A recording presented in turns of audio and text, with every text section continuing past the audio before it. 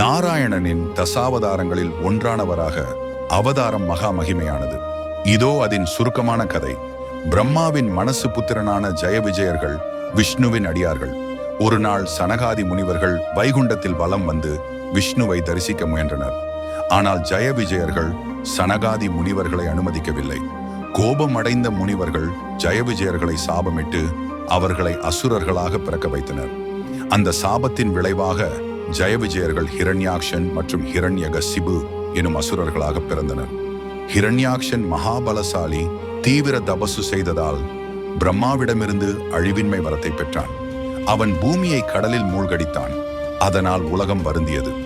இதை தீர்க்க விஷ்ணு வராகம் வன்றி வடிவம் எடுத்து கடலில் மூழ்கிய பூமியை தேடி சென்று தனது செங்கேழலில் தூக்கினார்.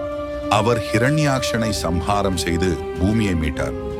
இது தவிர வராகன் தம்முடைய பக்தர்களுக்கு தத்துவத்தை எடுத்துரைத்து தர்மத்தை நிலைநாட்டினார்.